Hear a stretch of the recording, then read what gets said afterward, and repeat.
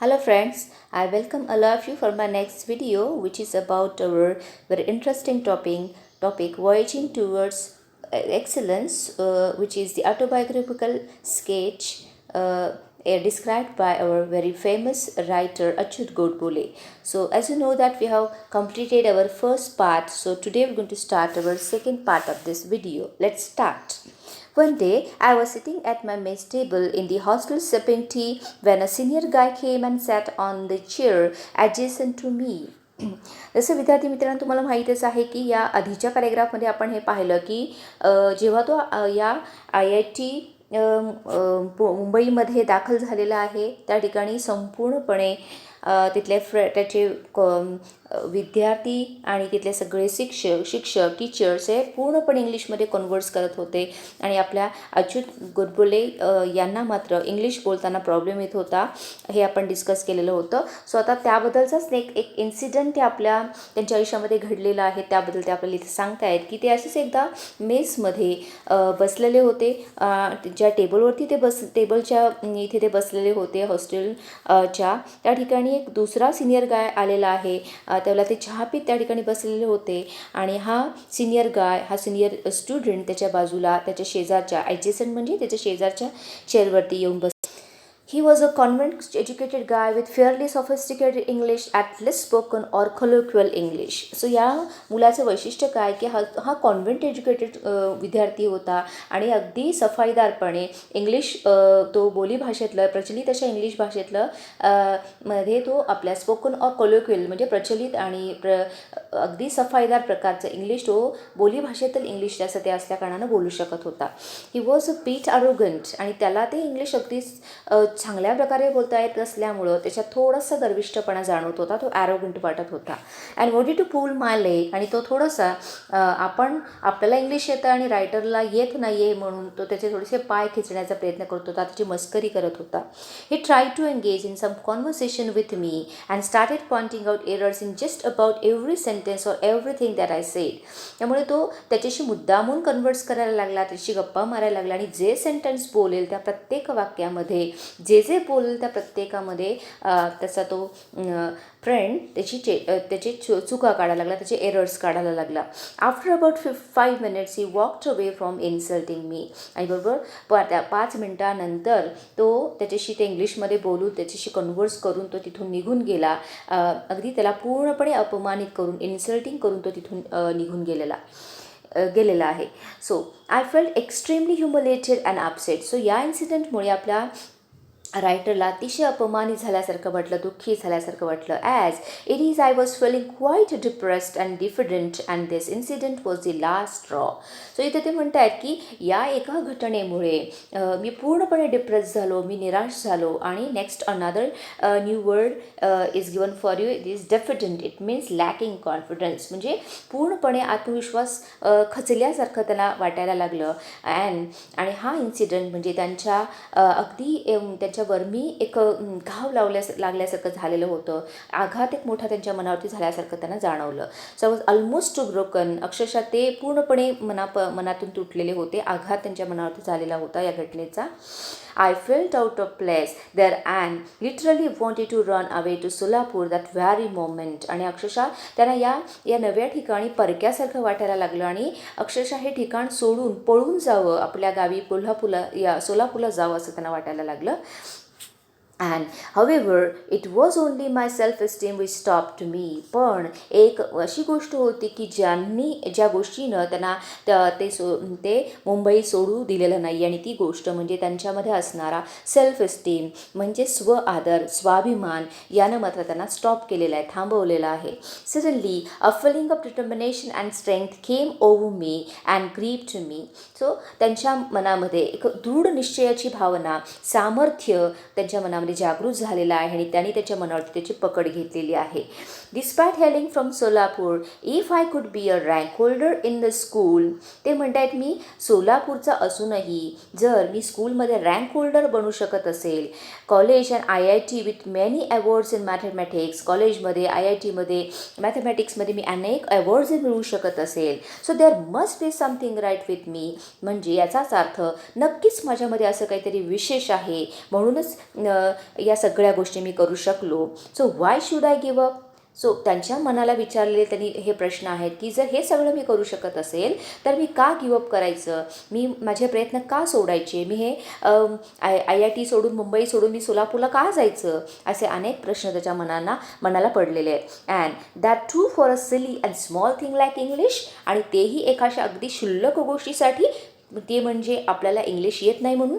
So I was not to give up any more. आणि म्हणून त्यांच्या मनाने ती उचल खाल्ली आणि ते म्हणाले की मी अजिबात गिव्ह अप करणार नाही, मी माझे प्रयत्न सोडणार नाही. And I was determine to fight back. आणि म्हणून या प्रसंगामध्ये त्यांनी असं ठरवलं की आपण दृढ निश्चयी राहायचं आणि या घटनेच्या बाबतीमध्ये आपण नक्कीच लढा द्यायचा. ज्या गोष्टीमध्ये आपण कमी पडतो आहोत ती गोष्ट आपण नक्कीच आपल्या बाबतीमध्ये इम्प्रूव्ह करायची, असं ते त्यांच्या मनानं पूर्णपणे ठरवलेलं आहे. So as I climbed the stairs of my hostel room, my plan was ready in my mind. जेव्हा ते हॉस्टेल रूमचे स्टेअर्स चढत होते तेव्हा त्यांच्या मनामध्ये मला काय करायचं आहे, म्हणजे इंग्लिश इम्प्रूव्ह करण्यासाठी त्याचे संपूर्ण प्लॅन ऑलरेडी तयार होता. So normally most of us who are educated in vernacular languages such as Marathi think in Marathi before speaking in English. So बऱ्याचदा काय होतं की जेव्हा आपण आपल्या नॉर्मली आपण एज्युकेटेड कशात झालेलो असतो, आपल्या वर्नॅक्युलर लँग्वेजमध्ये, म्हणजे नेटिव्ह रिजनल लँग्वेज, म्हणजे आपली जी क्षेत्रीय, आपली जी काही स्थानिक प्रादेशिक भाषा असते त्याच्यामध्ये आपण शिक्षण झालेलं असतं. सो जसं फॉर एक्झाम्पल मराठी, म्हणून आपण मराठीमध्ये थिंकिंग करतो. प्रत्येक वेळेला आपल्याला जेव्हा इंग्लिश बोलायचं असतं तेव्हा आपल्याला काय बोलायचं आहे ते आपण आधी मराठीमध्ये थिंक करतो आणि मग त्याचं ट्रान्सलेशन इंग्लिशमध्ये करतो. So translating it in English and then somehow try to speak out this translated English sentences in an extremely awkward fashion. आणि मग बऱ्याचदा ते जे आपण मराठीमध्ये थिंकिंग केलेलं असतं ते आपण कशाही प्रकारे अगदी तोडक्या मोडक्या स्वरूपामध्ये ते आपल्या इंग्लिश वाक्यांमध्ये ट्रान्सलेट करण्याचा, भाषांतित करण्याचा प्रयत्न करतो. आणि ती अगदी ते ऐकायला अगदी एक्स्ट्रीमली ऑकवर्ड आपल्याला वाटत असतं, म्हणजे संकोचून, विचित्र पद्धतीनं आपण संकोचून बोलण्याचा प्रयत्न त्या भाषांतरित इंग्रजीच्या द्वारे करत असतो. So I had decided that I would do nothing of this sort. पण रायटरनी मात्र असं ठरवलेलं असतं की यापैकी तो काहीही करणार नव्हता. I wanted to achieve excellence, कारण त्याला उत्कृष्टता प्राप्त करायची होती. So this urge to excel in anything that you try to do has been with me since the childhood. त्यांच्या बालपणापासून एका गोष्टीच्या बाबतीत ते नेहमी आग्रही असायचे, ती म्हणजे आपण करीत असलेली कोणतीही गोष्ट उत्तम प्रकारेच आपण ती करायची, या गोष्टीवरती ते नेहमी ठाम होते. सो हा एक महत्त्वाचा गुण आपण ह्या रायटरकडनं नक्की घेतला पाहिजे की जे आपल्या मनाने ठरवले ते गोष्ट आपल्याला जोपर्यंत मिळत नाही तोपर्यंत आपण गिवअप करायचं नाही आहे, आपले प्रयत्न सोडायचे नाही आहेत. So whether I would succeed in this or not, याच्यात मला यश मिळो अगर न मिळो, I always set my aims high. मी माझे एम्स जे आहे ते अगदी मोठे ठेवणार आहे, उच्च प्रतीचं एम मी ठेवणार आहे. जसं स्टुडंट्स तुम्हाला माहीतच आहे की आपण एक सुविचार नेहमी ऐकतो, you should never have low aim your life, your aim should be big one. आपलं एम हे नेहमी उच्च प्रतीचं असलं पाहिजे. सो तशाच वृत्तीचे आपले रायटर होते. In this case too I wanted to speak excellent, elegant and fluent English. आणि म्हणून मला अगदी चांगल्या प्रकारे उत्कृष्ट, प्रभावी आणि अस्खलित इंग्लिश बोलायचं होतं. So the first thing I did was to start reading English newspapers and English novels.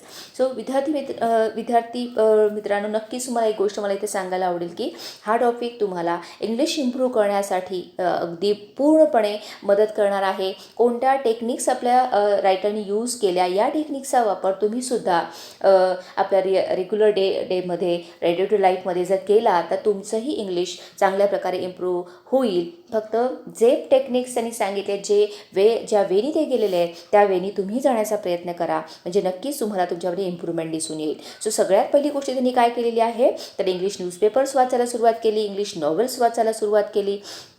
I studied etymology and phonetics and studied the roots of the words and how to pronounce them. त्यानंतर दुसरी गोष्ट त्यांनी काय केलेली आहे, एक word आलेला आहे तिथे एटिमॉलॉजी, इट मीन्स व्युत्पत्तीशास्त्र. आणि दुसरं आहे फॉनेटिक्स, म्हणजे उच्चारशास्त्र, म्हणजे आपलं इंग्लिश वर्ड्स आपण कसे करेक्टली प्रनाऊन्स केले पाहिजेत, तसे कसे योग्य उच्चार आपण केले पाहिजेत, यासाठी फॉनेटिक्स म्हणजेच उच्चारशास्त्र अतिशय महत्त्वाचं असतं. सो याचा अभ्यास अभ्यास त्यांनी केला. त्याचबरोबर त्यांनी शब्दाची जी मूळ रूपं आहे त्याचे उच्चार कसे करायचे हेही ते शिकलेले आहेत. I use to stand in front of the mirror and practice speaking, realizing my mistakes and correcting them myself all the time and improvising and improving day by day. So ते काय करायचे, ते आरशासमोर उभं राहून बोलण्याचा सराव करायला लागले. आणि जेव्हा त्यांना लक्षात यायचं की आपल्या चुका झालेल्या आहेत, तेव्हा त्या चुका त्या समजून घेऊन स्वतःच त्या दुरुस्त करायला लागले. सो ती इम्प्रोवायझिंग करणं म्हणजे काय, दुरुस्ती करणं. आणि त्यांना लक्षात आलं की आपण स्वतःच आपल्या मिस्टेक सुधारत गेल्यामुळं आपल्यामध्ये हळूहळू दिवसेंदिवस काय व्हायला लागली आहे, इम्प्रूव्हमेंट व्हायला लागली, सुधारणा व्हायला लागलेली आहे. सो अशी सुधारणा त्यांनी स्वतःमध्ये इंग्लिशच्या बाबतीत केलेली आहे. So it took about 9 to 10 months by which time I started feeling quite confident about speaking in English at length with anybody. So या एवढा प्रदीर्घ काळ म्हणजे अगदी 9 ते 10 महिने जवळजवळ त्यांना लागलेले आहेत. म्हणजे ते या काळामध्ये ते पूर्णपणे त्यांनी इंग्लिशची चांगल्या प्रकारे प्रॅक्टिस केली, वेगळ्या वेजचा यूज केला आणि त्यामुळे आता ते कुणाबरोबरही इंग्लिशमध्ये अगदी दीर्घकाळ संभाषण करण्याचा आत्मविश्वास त्यांच्यामध्ये त्यामुळे आलेला आहे. So my fear had vanish, त्यांच्या अशी इंग्लिशबद्दलची त्याची भीती पूर्णपणे नाहीशी झाली होती. And I started feeling at home in my hostel. आणि आता मात्र executive or managing director or head of software company with thousands of software engineers world wide. During this period, I had to give several presentations or negotiate many contracts with the CEOs, directors or VPs in the US, UK or Australia. So students, तुम्हाला इथे लक्षात आलं असेल की किती मोठमोठ्या कंपन्यांच्यामध्ये मोठमोठ्या पदांवरती ह्या व्यक्तीनं काम केलेलं आहे. ते आपल्याला अशी माहिती देत आहेत की माहिती तंत्रज्ञान या क्षेत्रामध्ये जो 32 वर्षाचा अनुभव या व्यक्तीनं मिळवलेला आहे. आणि जगभरामधल्या हजारो सॉफ्टवेअर अभियंत्यांच्या मुख्य कार्यकारी, व्यवस्थापकीय संचालक किंवा सॉफ्टवेअर कंपनीचे प्रमुख म्हणून त्यांनी कार्य केलेलं आहे. याच कालावधीमध्ये त्यांनी अमेरिका, ब्रिटन आणि ऑस्ट्रेलियामध्ये सुद्धा CEO, संचालक आणि अनेक व्हीपींसमोर कितीतरी प्रेझेंटेशन्स त्यांनी दिलेले आहेत. त्याचबरोबर अनेक करारांच्या वरती सुद्धा त्यांनी चर्चा केलेल्या आहेत, निगोशिएट केलेले आहे म्हणजे वाटाघाटी केलेल्या आहेत. आणि हे सगळं ते अगदी आता ॲट ईज केलेले आहे, म्हणजे अगदी सहजतेने ते करू शकलेले आहेत. या ठिकाणी न्यू वर्ड्स आलेत बघा. निगोशिएट करणं म्हणजेच त्या ठिकाणी वाटाघाटी करणं. आणि दुसरा एक वर्ड आला ॲट ईज, याचा अर्थ होतो अगदी सहजतेनं, अगदी सहजपणे त्या गोष्टी आता म्हणजे जे इंग्लिश त्यांना पूर्वी कठीण वाटत होतं ते आता अगदी सहजपणे त्याच्यामध्ये ते कन्वर्ट्स करू लागलेले होते. त्यानंतर ते पुढे असं सांगताय की I was absolutely at ease at the time. It is only due to the efforts at IIT that I could sign contracts which worth millions of dollars worldwide and also run large global software companies. आणि या IITमधल्या इंग्लिशच्या इम्प्रूव्हमेंटसाठी त्यांनी जे प्रयत्न केले त्यामुळेच जगभरातल्या कोट्यावधी डॉलर्सच्या करारावरती ते सह्या करू शकलेले आहेत. आणि मोठमोठ्या जागतिक सॉफ्टवेअर कंपन्या देखील ते सहजतेने चालवू शकलेले आहेत. म्हणजे एक लक्षात घ्या की ज्या गोष्टीमध्ये आपण कमी करतोय, म्हणजे अच्युत गोडबोले या व्यक्तीकडे भरपूर नॉलेज होतं. ते अगदी अभ्यासाचा विचार केला तर त्या अनेक विषयांच्यामध्ये ते अगदी नंबर 1 असायचे. पण एकमेव अशी गोष्ट होती की ज्याच्यामुळे त्यांचा कॉन्फिडन्स लूज झालेला होता, ते स्वतःला त्यांच्यामध्ये इन्फिरिटी कॉम्प्लेक्स निर्माण झालेला होता. आणि ते म्हणजे ते इंग्लिशमध्ये व्यवस्थित कन्वर्ट्स करू शकत नव्हते. आणि म्हणून स्टुडंट, तुम्हाला सुद्धा ही गोष्ट यापुढे इन फ्युचर लक्षात ठेवायची आहे की तुमच्याही करिअरमध्ये तुम्हाला जेव्हा तुम्ही वेगवेगळ्या कंपन्यांच्यामध्ये जॉब करायला जाणार आहात, इथं कम्युनिकेशन हा अतिशय महत्त्वाचा मुद्दा आहे की ज्या बाबतीमध्ये तुम्ही कुठेही कमी पडता कामा नये. यासाठी जसं या रायटरनी तयारी केलेली आहे, प्रिपरेशन केलेलं आहे, असं तुम्हीही आत्तापासून त्यांनी सांगितलेल्या टेक्निक्सचा वापर करून, वेचा वापर करून तुमच्या कम्युनिकेशनच्या बाबतीमध्ये तुम्ही इम्प्रूव्हमेंट नक्कीच करू शकता. त्यासाठी हा टॉपिक तुमच्यासाठी नक्कीच तुम्हाला इन्स्पायरिंग करणारा ठरणार आहे, तुम्हाला मोटिवेट करणारा ठरणार आहे. सो ते पुढे असं सांगतायत at IIT I got fairly good marks in my first 2 years.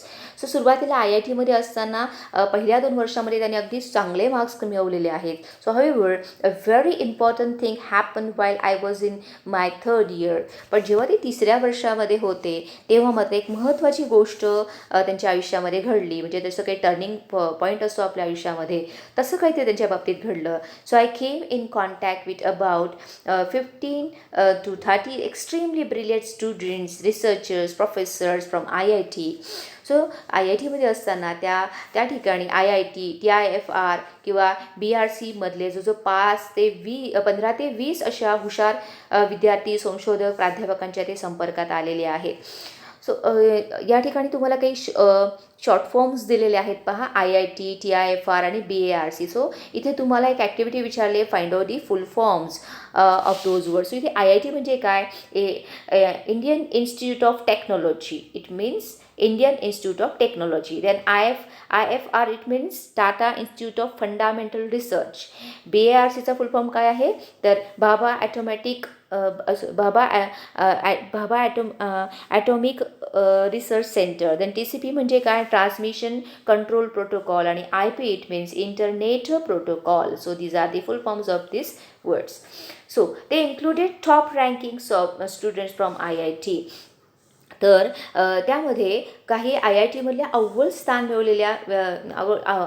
मिळवलेले जे विद्यार्थी आहेत. So visiting professors in America, then universities and very renowned mathematicians in the world on and so on. So या ठिकाणी बरेचसे, आता जसं म्हटल्याप्रमाणे IIT मधले हुशार विद्यार्थी, अमेरिकी विद्यापीठातले जे कोण अतिथी प्राध्यापक होते आणि जगातल्या नामांकित असे काही गणितज्ञसुद्धा लोक त्यावेळेला तिथं होते.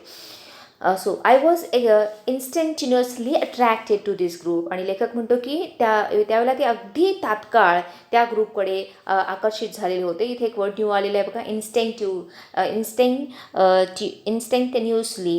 It means happening very quickly, म्हणजे तात्काळ अशा अर्थानं, लगेचच ते त्या ग्रुपकडे वळालेले आहेत किंवा त्याच्यावरती ते आकर्षित झालेले आहेत. This friendship had a lasting impact on my life. So ज्या लोकांशी त्यांनी, हुशार लोकांशी मैत्री जी झालेली होती, या मैत्रीचा त्यांच्या आयुष्यावरती फार मोठा प्रभाव पडलेला होता. So until that time I use to consider myself somewhat intelligent. So जोपर्यंत ते स्वतःला अगदी म्हणजे थोडाफार हुशार समजत असायचे, पण या ग्रुपला भेटल्यानंतर मात्र, so however after I met my friends in our group I came to know what real brilliance meant. या मित्रांना भेटल्यानंतर मात्र खरी बुद्धिमत्ता काय असते, या सर्व लोकांच्यामध्ये माझं नेमकं स्थान कुठं आहे हे रायटरच्या आपल्या लक्षात आलेलं आहे. सो म्हणून विद्यार्थी मित्रांनो, आपली संगत काय आहे हे अतिशय महत्त्वाचं असतं. म्हणजे तुम्ही कोणाच्या संगतीमध्ये असता, तुमचे फ्रेंड सर्कल काय आहे याच्यावरती बरंचसं तुमचं भविष्य डिपेंड असतं. त्यामुळे तुम्ही तुमच्या भविष्यामध्ये काय होणार आहात, कुठल्या करिअरमध्ये तुम्ही पुढे जाणार आहात, या सर्व गोष्टीवर तुमचं फ्रेंड सर्कल हे प्रभाव टाकत असतं, इम्प्रेशन त्या गोष्टीचं पडत असतं. याचाही विचार हेही तुम्हाला या रायटरच्या आयुष्याच्या या काही प्रसंगावरून लक्षात आलं असेल. सो पुढे असं सांगतायत की I realise where I stood. त्यांच्यामुळे रायटरला लक्षात आलं की आपण कुठे आहोत, आपलं नेमकं काय स्थान आहे. So I was actually also very lucky that I came in contact with great people on the global scale early in my life. So ते असं म्हणतात की आयुष्याच्या सुरुवातीच्याच काळात जागतिक स्तरावरती मोठा अगदी नावलौकिक मिळवलेल्या ह्या लोकांच्या संपर्कात येणं हे खरंच केवढं मोठं भाग्य त्यांच्या बाबतीत म्हणावं लागेल असं ते म्हणत आहेत. म्हणजे ते स्वतःला भाग्यशाली म्हणत आहेत की अशा या अत्यंत हुशार लोकांच्या बरोबर, जागतिक स्तरावरती काम केलेल्या लोकांच्या बरोबर, त्यांना फेमस असलेल्या लोकांच्या संपर्कामध्ये ते आले आणि म्हणून एक मोठा प्रभाव त्यांच्याही आयुष्यावरती ह्या लोकांचा पडलेला आहे. त्यानंतर ते असं सांगतायत की later in my life when mister Narayana Murthy left Patni to start Infosys. ते एक असं उदाहरण सांगतायत तुम्हाला सगळ्यांना एक परिचित असलेली व्यक्ती नारायण मूर्ती, की ज्यांनी इन्फोसिसची स्थापना केलेली होती. सुधा मूर्ती यांचे ते पती नारायण मूर्ती, ज्यांनी इन्फोसिससारखी कंपनी सुरू केली. सो ती सुरू करण्यासाठी त्यांनी पटनी सोडलं. तेव्हा त्याच खुर्चीवरती बसून, त्या चेअरवरती बसून ह्या आपल्या रायटरनी पटनीचा सॉफ्टवेअर विभाग प्रमुख म्हणून काम पाहिलं होतं. सो आय स्टार्टेड हेडिंग पत्नी software division occupying the same chair. म्हणजे जी चेअर आपल्या नारायण मूर्तीसारख्या एका फेमस व्यक्तीने सोडलेली होती, ती चेअर आपल्या ह्या रायटरना मिळालेली होती. So my head office was in, की माझं जे मुख्यालय होतं, ऑफिस होतं, ते अमेरिकेतल्या बोस्टनजवळ केम्ब्रिज मॅसेच्युसेट्समध्ये होतं. आणि व्हेरी नियर बोस्टन, म्हणजे बोस्टनच्या अतिशय जवळ होतं. So it was in fact the adjacent building to MIT in America. So ही ती जी इमारत खरं तर अमेरिकेतल्या MITला लागून होती. MITला लागूनच जवळच होती. So I had to visit the US every few months in those days. आणि म्हणून रायटरला तिथं या काही थोड्या महिन्यानंतर USला नेहमी भेट द्यावी लागत असे. I use to visit MIT during lunch time to meet my friends. त्याचबरोबर ह्या जेवणाच्या वेळी काही MITमध्ये ते नेहमी आपल्या मित्रांना भेटण्यासाठी जात असत. There one could see a couple of Nobel laureates at the dining table. So त्या जेवणाच्या टेबलवरती एक दोन तरी नोबेल पुरस्कार विजेते बसलेले दिसत असत. So if you walk for an hour from there you could reach Harvard Square near Harvard University. So तिथून तासभर जर तुम्ही चालत पुढे गेलात तर तुम्ही हार्वर्ड विद्यापीठाजवळ हार्वर्ड स्क्वेअरपर्यंत पोहोचू शकताय. आणि त्यानंतर I use to visit both of this universities and could talk to a number of Nobel laureates. So ते म्हणतात की या दोन्ही विद्यापीठांना ते भेट देत असत आणि तिथले जे काही नोबेल पुरस्कार विजेती लोकं होती त्यांच्याशी ते बोलत असत. ल्युरेट्स त्यांच्याशी ते बोलत असतात. So during this years I travel a lot to US. ते म्हणतात की या वर्षामध्ये त्यांनी भरपूर प्रवास केलेला आहे. ते US गेलेले आहेत, युरोप, जपान, देन ऑस्ट्रेलिया, या सगळ्या ठिकाणी ते फिरून आले. आणि could meet a number of great thinkers and management gurus. आणि बऱ्याचशा विचारवंत लोकांशी त्यांची भेट झालेली आहे. सो त्याच्यामध्ये काही मॅनेजमेंट गुरूंची सुद्धा, महान तंत्रज्ञ लोकांची सुद्धा त्यांची ओळख झालेली आहे. आणि त्याच्यात काही नावं पुढे आलेली आहेत बघा. Alvin Toffler, then Peter Drucker, CK Prahalad, Tom Peters किंवा विन्सेंट सर्फ यासारखे महान तंत्रज्ञ त्यांना भेटलेले आहेत. हू डिझाईन TCP और IP. म्हणजे विन्सेंट या ठिकाणी जे महत्त्वाची व्यक्ती आलेली आहे विन्सेंट सर्फ, की ज्यांनी TCP किंवा IP हा इंटरनेटचा जो मुख्य मूलभूत असा प्रोटोकॉल आहे तो डिझाईन केलेला आहे. ती व्यक्ती लक्षात ठेवायची आहे.